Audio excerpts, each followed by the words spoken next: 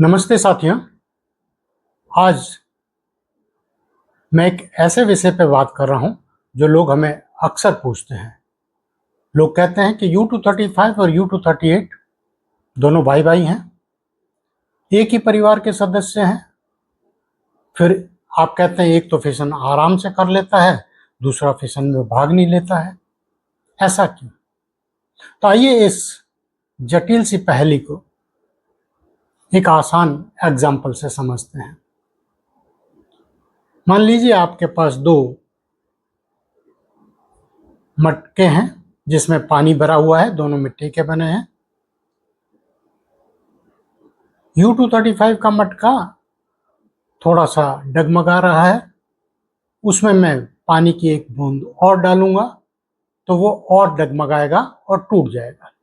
जबकि U238 का मटका जो स्थिर है, उसमें मैं पानी की एक और बूंद डालूंगा तो उस पर कोई असर नहीं होने वाला। उसे मुझे तोड़ना है तो मुझे पत्थर लेके बहुत बड़ी चोट करनी पड़ेगी तो ही वह टूट पाएगा।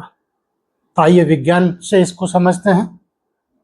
विज्ञान में एक बहुत रोचक तथ्य है कि न्यूक्लियस में न्यूट्रॉन हमेशा जोड़ी बना के रहते हैं, पेयर में रहते हैं।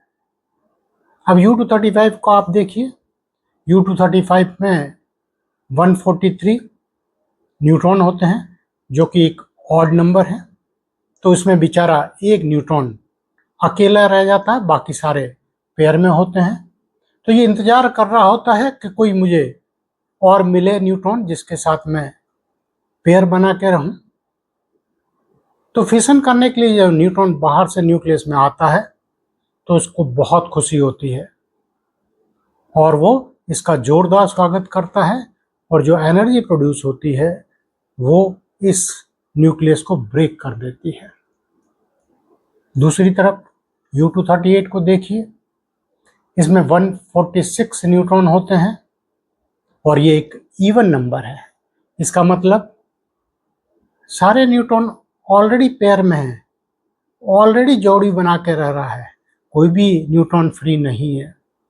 तो जब न्यूट्रॉन न्यूक्लियस में प्रवेश करता है फिशन के लिए तो उसका कोई स्वागत नहीं करता है और न ही वो इतनी एनर्जी प्रोड्यूस कर पाता है कि इसको स्प्लिट कर पाए, अतः वो इसको ब्रेक नहीं कर पाता। इसका मतलब आप ये नहीं मान लीजिए कि U235 जो जल के तुरंत ऊर्जा पैदा करता है वो इतना बढ़िया है हमारे लिए। U238 हमारे लिए और भी महत्वपूर्ण है। आपको मालूम है कि U238 न्यूट्रॉन एब्जॉर्ब कर लेता है और ये डीके करके प्लूटोनियम बनाता है जो हमारी भविष्य की ऊर्जा को संरक्षित करता है। तो U235 और U238 दोनों ही इम्पॉर्टेंट है। U235 हमें तुरंत ऊर्जा देता है, U238 हमें भविष्य की ऊर्जा प्रदान करता है। आशा है ये छोटा सा एक्सप्लेनेशन आपको पसंद आया होगा।